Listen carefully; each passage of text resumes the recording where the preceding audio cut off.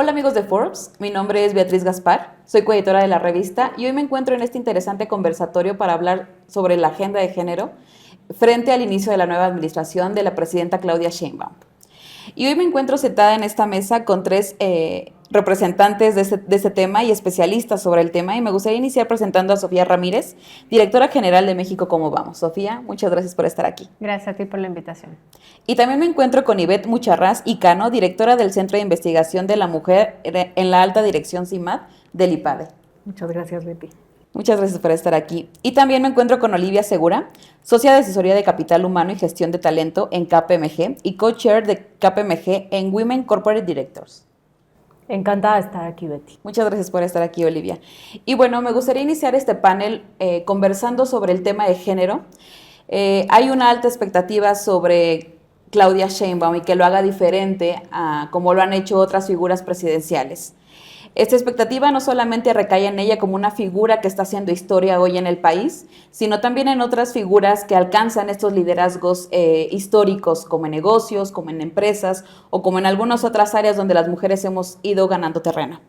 Frente a este escenario, me gustaría iniciar preguntándole a Olivia, ¿qué factores consideras que inciden en esta perspectiva o en esta alta perspectiva? Y si crees que en el caso de las mujeres en política y particularmente en Claudia Sheinbaum es similar a esto. Gracias, Betty. Una pregunta muy interesante y ahí nos damos cuenta que no solamente para las mujeres o personas en política existe una expectativa alta en esta entrega de beneficios, de desempeño, etcétera, sino en general, y que también específicamente para las mujeres se asocia con esos sesgos inconscientes, esos estereotipos asociados precisamente a ser mujeres, ¿no? A tener un rol de cuidadoras, de madres, de esposas, en donde las responsabilidades en otros ámbitos de la vida, como puede ser la vida familiar, la vida doméstica, están compitiendo por esa atención de la carrera, independientemente de la naturaleza de esa carrera, ¿no? Como lo podemos ver en nuestros estudios en KPMG, en donde vemos que 75% de las mujeres han sufrido el síndrome del impostor, precisamente alimentado por estos sesgos inconscientes en algunos casos, o estereotipos que inclusive pueden ser uno de los grandes detractores para llegar a la alta dirección o inclusive permanecer en ella.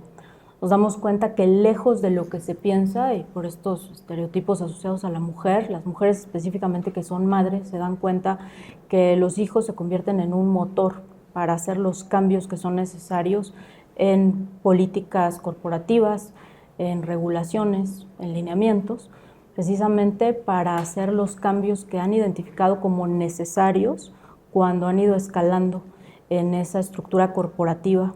Y desde esa perspectiva femenina, pues se han dado cuenta que no necesariamente se tomó en cuenta las necesidades de las mujeres, ¿no? Y creo que tiene un contexto importante, histórico, digital, como bien comentabas, en el que hay muchos cambios por hacer y también reflexiones respecto a cómo estamos viviendo actualmente en nuestro país y en el mundo en general ante un cúmulo de oportunidades que pueden aprovecharse cuando hay una mirada integral, como es tener precisamente a una mujer en posiciones de alta dirección. Claro. Hace un momento, Olivia, comentabas que las mujeres podemos superar esas expectativas y hacerlo mucho mejor en estos puestos, cuando se alcanzan estos puestos de liderazgo. Sin duda alguna, esto que estamos viviendo hoy es histórico, pero hay mucha idea de que ella lo pueda hacer diferente. Y pensando en este tema, me gustaría preguntarte, Ivette, ¿de qué forma crees que esta alta expectativa impulsará una agenda de cambios dentro del sexenio de Claudia Sheinbaum? Pues la verdad es que con gran esperanza puedo decir que pueden venir muchos cambios con un efecto dominó, en donde al tener una mujer en esta posición tan importante, esto pueda ir permeando en otro tipo de organizaciones, y quisiera hablar sobre todo del sector privado. Ahí desafortunadamente lo que hemos visto es que en puestos de entrada, si viéramos como una pirámide, casi tenemos paridad en los puestos iniciales, y conforme vamos creciendo en la organización o vamos subiendo de jerarquía, parecería que hay como un escalón roto en donde las mujeres empiezan a perder, se fuga este talento y llegan muy pocas a las direcciones generales. En la última medición que acabamos de tomar en el CIMAD, nos damos cuenta que apenas el 4.3% de las direcciones generales de las empresas que cotizan en las bolsas están ocupadas por mujeres. ¿Esto qué quiere decir? Bueno, pues que van llegando las outliers, que van rompiendo la brecha, que van rompiendo paradigmas, estereotipos, como ya bien lo decía Olivia, y cuando vamos todavía un paso más allá y hablamos de estos órganos de gobierno corporativo, los consejos de administración, en esta última medición, y les comparto datos inéditos, nos damos cuenta de que el avance ha sido muy marginal.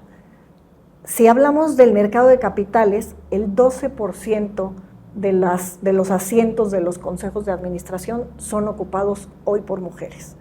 En el mercado de deuda, que es un poco mayor la participación, es 14.2%, y si reunimos la información de ambos, estamos hablando de un 12.9%. El crecimiento es apenas de 0.6%, que en realidad pues quisiéramos ver un avance mucho mayor, y de ahí que tengan que haber muchos cambios para atender, como bien decía Olivia, las necesidades de las mujeres en distintos momentos de vida.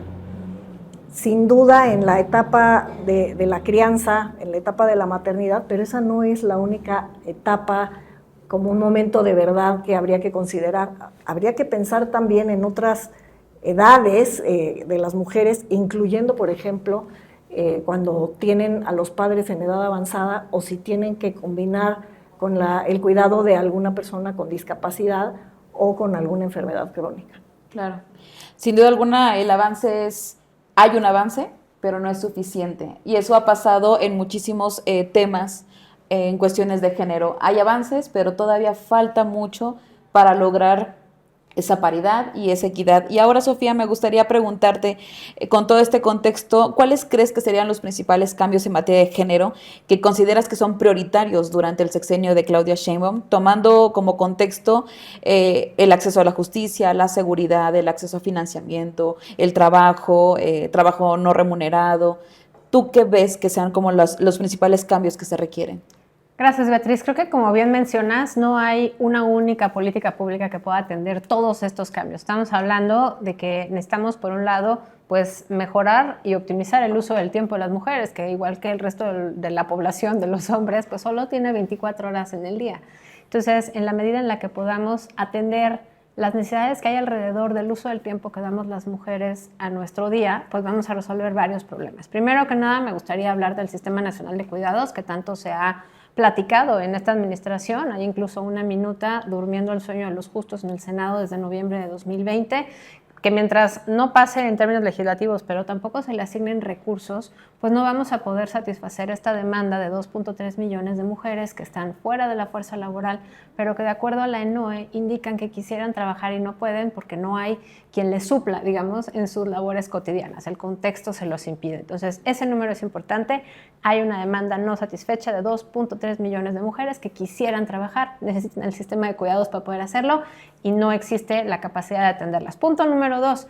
Ya que tenemos un sistema de cuidados, habría que hablar cómo van a llegar a los centros de trabajo, porque ese es otro problema. La conectividad de las ciudades hoy día no permite que sea tan ágil el traslado, ni por transporte público ni por coche privado. Entonces, al final del día, las distancias que hay que recorrer sumadas a las horas que tienes disponible para poder trabajar, trasladarte, regresar, y mientras alguien haga tus labores dentro del hogar, la crianza, los cuidados, la cocina y demás, bueno, ese es otro de los pendientes que hay que hacer. Entonces hay que trabajar de la mano con el desarrollo urbanístico a nivel local.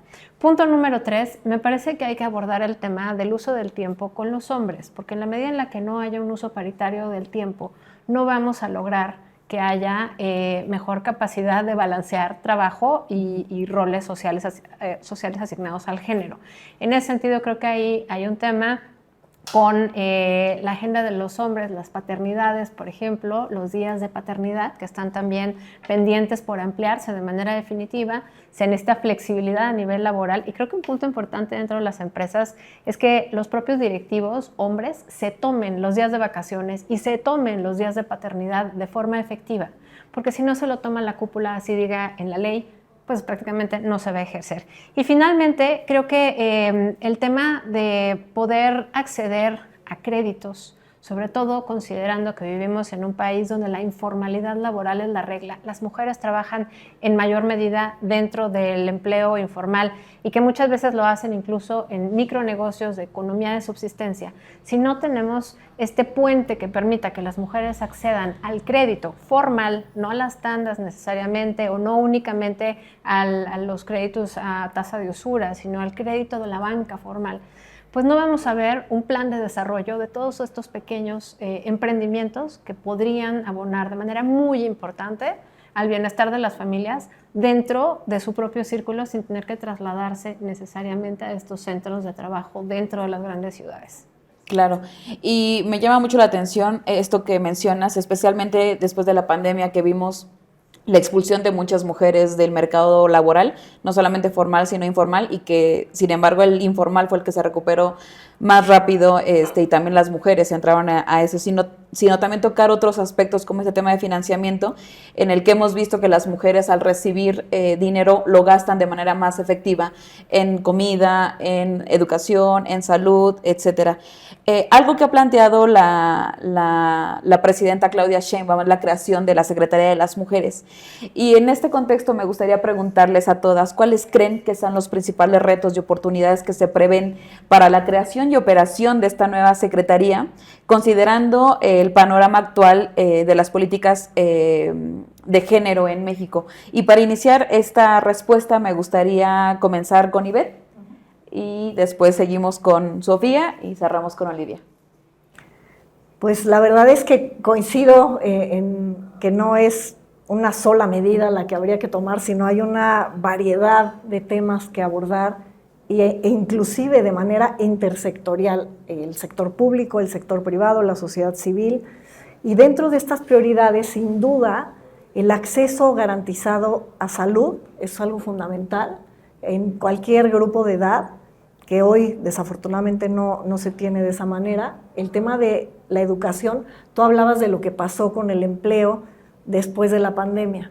Yo quisiera compartir también los datos de lo que ha pasado en materia de educación, particularmente de las jóvenes entre 15 y 24 años que se salieron de las aulas. Muchas de ellas no estudian, no trabajan y no se capacitan. Hablamos que en un promedio, en los últimos años, aproximadamente el 30%, 3 de cada 10 mujeres en ese grupo de edad, no estudia, no trabaja y no se capacita. Apenas estamos viendo en esta última medición del mes de marzo del 2024 que este número se reduce a 23.5 aproximadamente, si lo redondeamos, pero todavía tenemos esta preocupación de qué va a pasar con esa generación en los siguientes años si no es empleable, si a lo mejor va a haber un incremento en el embarazo adolescente, si más adelante tampoco van a poder ir aspirando a mejores oportunidades de carrera. Tenemos que regresar a las mujeres y a las niñas a que estudien, a que se preparen, y pueden ser carreras técnicas, carreras profesionales, pero yo veo esa como una prioridad sin duda. Y otro tema que también me parece que tendría que atenderse, y lo he escuchado de la nueva presidenta, afortunadamente, que lo tiene en su agenda, es el tema de las pensiones. Y habría que hacer un análisis todavía más a fondo, porque como buena parte de las mujeres han estado, como bien decía Sofía, en el mercado informal, no tienen acceso a estas pensiones. Entonces, habría que pensar de qué manera garantizar el bienestar a lo largo de toda la vida, especialmente, como bien se sabe, sabiendo que las mujeres tienen una esperanza de vida mayor y bueno, pues sin duda tendrán mayores necesidades de recursos, tanto financieros como en materia de salud, como ya lo mencionábamos, para poder resolver sus necesidades en esas etapas. Sofía. Pues mira, me parece que muchos de los temas son justamente el acceso al sistema financiero. Hay un tema del ahorro para el retiro, que incluso en las personas que trabajan dentro de la informalidad laboral hay posibilidad de ahorrar, y la gente en México ahorra.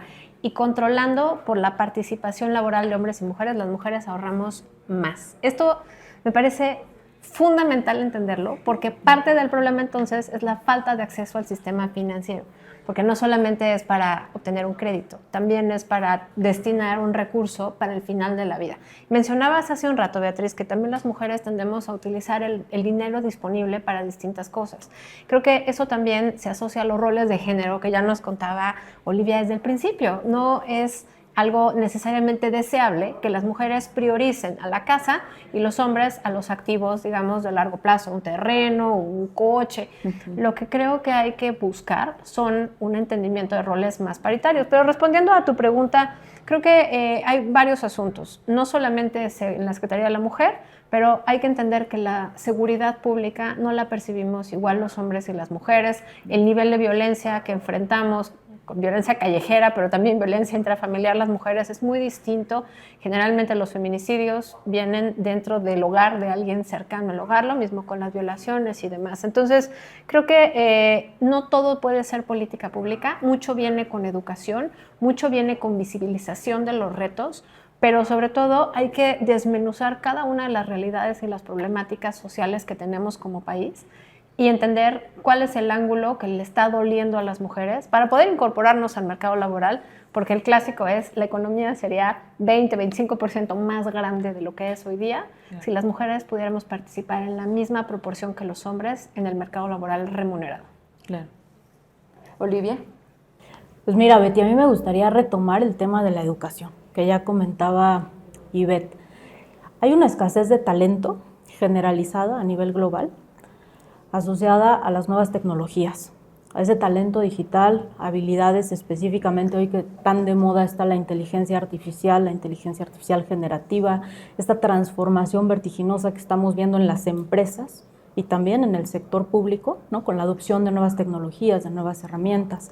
Y ahí hay una gran oportunidad para las mujeres y tiene que ver con la capacitación que ya comentaba Ivette, ¿no? De acuerdo a nuestro estudio Panorama de la Inteligencia Artificial en México 2024, hay habilidades clave demandadas, hoy asociadas a la ciencia de datos, asociadas a la inteligencia artificial generativa, al machine learning, que no están siendo atendidas. Temas como mujeres en carrera STEM, en carreras que tienen que ver con las ingenierías, con las matemáticas, nos damos cuenta que hay una baja participación de las mujeres precisamente por estos sesgos de los que ya hablábamos o estos estereotipos donde decimos las matemáticas son de los hombres, cuando hay estadísticas que dicen que las mujeres en cierto punto antes de la adolescencia son inclusive mejores en las matemáticas que los hombres. Pero es precisamente por estos estereotipos que empiezan a asociar a ciertas carreras, a ciertas disciplinas, a los hombres, que las mujeres, como bien comentaba Ivette, empiezan a desertar, porque dicen es que eso es de hombres, ¿no? Y por otro lado, vemos que estas carreras que hoy tienen las mujeres pueden reconvertirse al famoso reskilling, ¿no?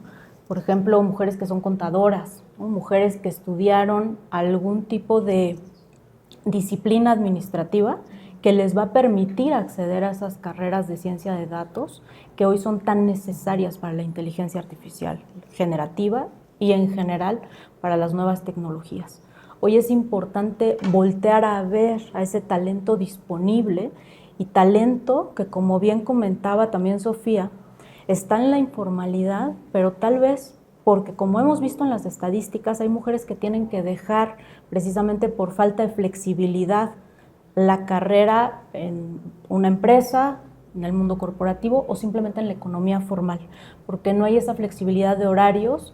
Y como vemos, el 75% de las mujeres que estuvieron en nuestro estudio de mujeres de la alta dirección nos dicen que el principal reto es la incompatibilidad de los roles que tienen en la casa, en la familia, con los roles profesionales, ¿no? Esa falta de balance o falta de integración en la vida laboral y personal es lo que genera esta deserción. Sin embargo, nos damos cuenta que cuando estamos activamente y sobre todo con intención apoyando a desarrollar estas habilidades que son escasas en el mercado laboral, podemos potenciar la carrera de las mujeres y no solamente de las mujeres, sino de las familias que dependen de las mujeres. Porque hay Otro tema también asociado a esos paradigmas o esos estereotipos, que los hombres son los proveedores de las familias. Y hoy cada vez más vemos tipos de familias distintos donde la cabeza de la casa, la cabeza de la familia, la proveedora es una mujer. Mujeres que pueden ser madres solteras y que son quienes están llevando esos recursos a su familia, ¿no? Como ya se comentaba, y que si no tienen esta preparación, pues se quedan fuera de esas posiciones mejor remuneradas asociadas a la tecnología, a las carreras STEM, y que va a ser precisamente una gran oportunidad en cualquier empresa, en cualquier parte del mundo, apoyar al talento femenino a desarrollar estas habilidades hoy escasas. Justo tocas un tema muy importante que es el tema del talento y su preparación frente a un mundo cada vez más digital. Y también que comentábamos justo antes de entrar a este conversatorio, la importancia del papel de la mujer dentro del desarrollo de tecnología para evitar sesgos de género. Y siguiendo un poco sobre esta línea del tema de género y de liderazgo femenino, me gustaría continuar contigo, Olivia, y preguntarte cómo podría la agenda de género del gobierno de Claudia Sheinbaum contribuir a una transformación cultural en el tema de liderazgo en el sector privado y también fomentar el tema de la inclusión.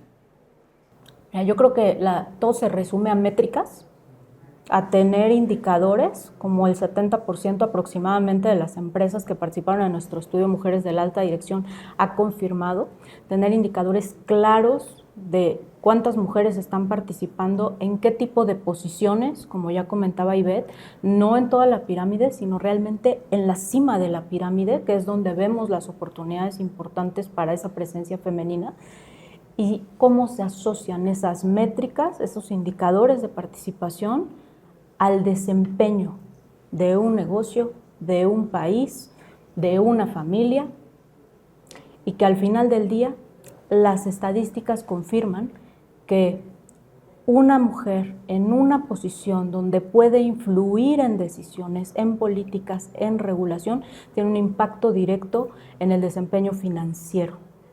Y sobre todo esa visión a largo plazo sostenible, ahora que tanto estamos hablando y que es necesario, por supuesto, el cambio climático, de las acciones que tenemos que hacer para detener ese cambio climático, y también algunas políticas asociadas a la flexibilidad de la que ya hablaba Sofía hace un momento.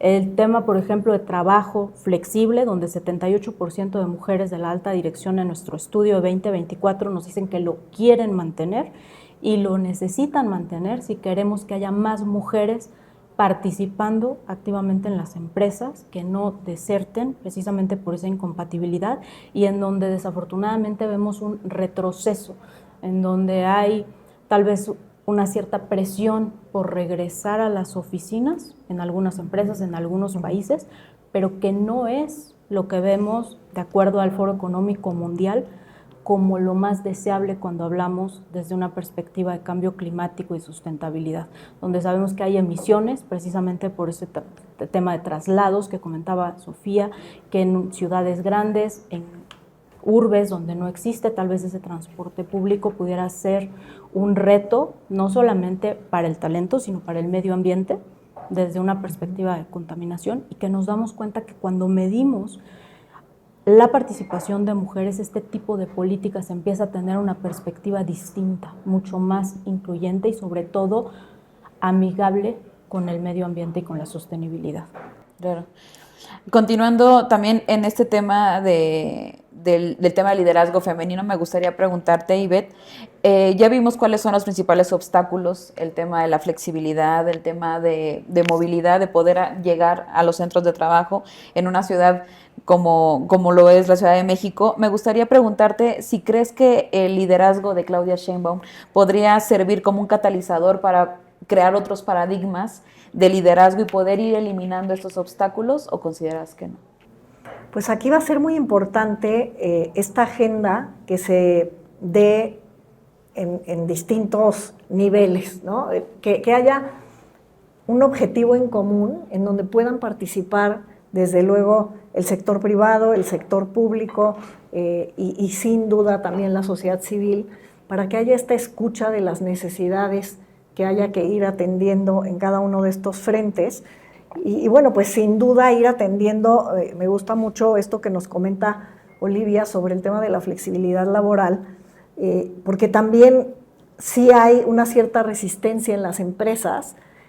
En los últimos datos después de la pandemia, lo que hemos visto, y son datos de INEGI, es que aproximadamente el 6% de las empresas decidieron en su momento mantener los esquemas flexibles. ¿Qué quiere decir esto? Que la mayoría de las empresas, y sabiendo que en México la mayoría son empresas pequeñas y medianas, prefieren no dar esquemas de trabajo flexible, y esto pues al final crea una tensión, y de ahí podemos ver pues estos resultados en donde hay una mayor participación en el mercado informal de las mujeres, como ya bien lo decía Sofía, y donde también se quedan fuera otros grupos, si hablamos de interseccionalidades, como las mujeres o incluso cualquier persona que tenga discapacidad, ¿no? Esta movilidad, desafortunadamente, también ha impedido que gran cantidad de hombres y mujeres, y bueno, si hablamos de grupos de edad, particularmente en la edad en la que tendrían que estar en la escuela primaria, secundaria, no van a las escuelas. Tenemos un índice alto de analfabetismo de las personas con discapacidad. Entonces, desde el punto de vista de la empresa, hay que habilitar, aunque sí existen ya algunas políticas, pero que efectivamente las adopten las empresas. Al mismo tiempo, también en el lado educativo, hay que promover que haya esquemas que no requieran estos traslados cuando es necesario que alguien pueda estudiar de manera remota, ¿no? Claro. Y mencionas algo muy importante que es con la pregunta que me gustaría comenzar a cerrar este conversatorio, y es justo cómo deberían ser las políticas públicas en México para este sexenio, no solamente tomando en cuenta aquellas mujeres que son madres o que son cuidadoras, sino también estas otras interseccionalidades que vemos como la raza, la etnia, lo económico, que viven en otras zonas del país que no precisamente son urbanizadas, personas con discapacidad, ¿no? También que se habla un poco como la nueva bandera hacia la diversidad y la inclusión. Entonces me gustaría preguntarles cómo deberían o qué deberían tomar en cuenta estas políticas públicas en materia de género, y me gustaría iniciar contigo, Sofía. Primero que nada, tienes toda la razón en decir, no podemos quedarnos con la blanquitud de las mujeres en el privilegio en zonas urbanas. Sí tenemos que pensar que somos el 53%, no el 50, no el 51, el 53% de las personas que están en edad de trabajar en México somos mujeres. Entonces, eso obviamente se empieza a interseccionar con elementos como mencionabas, color de piel, lugar de origen, etnicidad y demás. Y me parece que al momento que eso lo cruzamos con las demandas del mercado, como puede ser el nearshoring, vemos cómo hay una autoselección de personas que estudian carreras o incluso profesiones o ocupaciones técnicas, digamos preparación técnica, no solamente en STEM, incluso en operación de maquinaria o ingeniería eléctrica, que eso sí sería STEM, pero hay digamos como choferes, ese tipo de ocupaciones que están tan demandados ahora, donde las mujeres nos autodeseleccionamos, y eso es importante hablarlo, porque son las carreras que se están demandando en mayor medida en México. Tenemos unas tasas de crecimiento anual a triple dígito de este tipo de profesiones, que son justamente donde las mujeres menos participan, y podemos entender que implica pues tal vez arriesgarse en términos de seguridad, porque hay que manejar de noche. Entonces, como volvemos al punto donde no hay una única política que digas, con esto resolvemos el tema. Creo que hablando de la integración comercial, me gustaría cerrar con este mensaje importante, que es que justamente donde estamos ahorita parados como país, que nos habla de incertidumbre jurídica, mucho temor a cómo se van a resolver las cosas en tribunales especializados y demás, bueno, pareciera no tener nada que ver con el género. Y yo creo que aquí hay un tema que tenemos que abordar, que es esta integración comercial sí habilita desde industrias manufactureras formales, integradas con cadenas de suministro, con estándares internacionales, donde no hay trabajo esclavo, donde las mujeres ganan igual que los hombres, donde hay esta paridad desde los headquarters en Estados Unidos, en Canadá, en Gran Bretaña, en Singapur. Creo que esa parte de la integración comercial sí tiene un beneficio muy claro para las mujeres. No tenemos tampoco la misma supervisión en las maquiladoras que solo operan a nivel local que las que operan en esta integración. Y bueno, pues obviamente la parte de la facilidad para generar trámites al momento de tener una MIPYME o un micronegocio que lo quieres formalizar, pues no solamente es el acceso al crédito, es el costo de trámites que son pues, tardados, que demandan muchas horas. Ahí también hay un enfoque de género. Entonces, a mí me gustaría que nos quedáramos con esa idea. La integración comercial sí tiene la posibilidad de ser un elemento de integración más paritaria para hombres y mujeres, no importando dónde vivan, no importando la región en la que estén, no importando un montón de cosas. Hay otros temas que sí demandan una política pública, como puede ser la discriminación, pero otra vez la integración comercial nos pone el foco justamente en establecer condiciones paritarias para el empleo. Entonces, yo creo que no dejemos ir esta posibilidad de la integración regional de América del Norte para las cosas buenas y sin perder, pues obviamente, la agenda importante para México y las y los mexicanos. Perfecto, muchas gracias, Sofía. Olivia. Pues ya me gustaría retomar el tema de la brecha salarial, ¿no? Que es una realidad en México y en el mundo. Estudios tanto del INCO como del CIMAD, como del INEGI, como de ONU Mujeres, nos dicen existe una brecha que puede ir del 15 al 30%, dependiendo las posiciones, en donde las mujeres, solo por ser mujeres, ganan menos que un hombre, a pesar de que puedan tener los mismos indicadores, de que puedan tener, como ya comentábamos, las mismas responsabilidades, los mismos horarios o inclusive horarios extendidos, no remunerados, como ya lo mencionó Sofía. Creo que ahí es importante entender que en la medida en que podamos reflejar una igualdad de oportunidades, pero también esa equidad en la remuneración, vamos a poder incentivar a que más mujeres no solamente estén en la fuerza laboral, en la economía formal, sino que más hombres también quieran estar incentivando que las mujeres entren a esa fuerza laboral. Creo que es importante entender que cuando hablamos de igualdad, cuando hablamos de equidad, las empresas hoy están liderando ya con 65% y 68% respectivamente las políticas de equidad salarial, la transparencia, precisamente de acuerdo a nuestro estudio de mujeres de la alta dirección, y políticas que están promoviendo la igualdad de oportunidades, por presión tal vez de algunas bolsas donde cotizan, por presión de los inversionistas, pero esto cada vez más se convierte en una realidad. Hay áreas de oportunidad, sí, también lo demuestra nuestro estudio, pero esa contundente 60%, 65, 68, nos dice que esa es la tendencia, y no solamente la tendencia en México, sino la tendencia a nivel global. ¿Por qué? Porque hace sentido financieramente. Hace sentido financieramente tener ese 50% de mujeres en las empresas, en la economía formal, y en la medida en la que podemos poner el piso parejo, tanto en la remuneración como en las expectativas, y que esa barra, así como ese piso, sea parejo y sea la misma barra con la que se miden a hombres y mujeres, sin los sesgos inconscientes, sin de estar tratando de convencerse de que una mujer puede entregar lo mismo que un hombre en resultados, en desempeño, y no estar luchando con ese sesgo inconsciente de por qué es mujer no puede, y que esto se convierte en una constante que impacta directamente a esa compensación y esa brecha salarial. Creo que va a impulsar el cambio que necesitamos en muchos sentidos para que haya más mujeres en todas las posiciones, no solamente en la base de la pirámide, y que dejen de ser esos outliers que ya comentaba Ivette al inicio, que dejen de ser esas excepciones, sino que realmente se convierta la regla en beneficio de todas y de todos.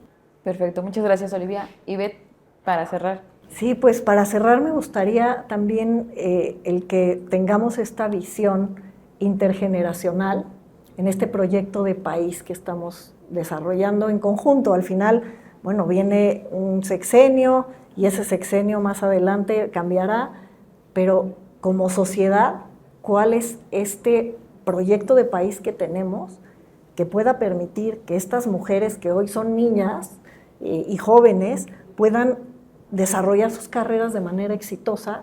Nos toca poner este piso parejo, nos toca construir las bases para que tengan la educación, para que tengan las habilidades que se requieren, no solamente en el tiempo presente, sino incluso pensando hacia el futuro, estas habilidades relacionadas con carreras STEM y tecnología pero también en las artes, pero también en las ciencias sociales, ¿no? Al final hay que ir desarrollando todo esto de una manera conjunta, con esta participación común entre los sectores.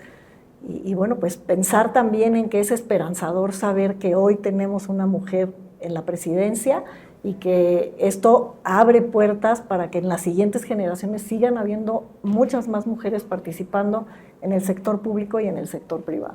Perfecto. Pues bien, amigos, yo les agradezco mucho a Olivia, a Ivette, a Sofía su participación en este conversatorio. Sin duda alguna, el tema de género es un tema que no se debe soltar hoy y nunca. En temas de negocios, en tema económico, en temas sociales, hoy en la política.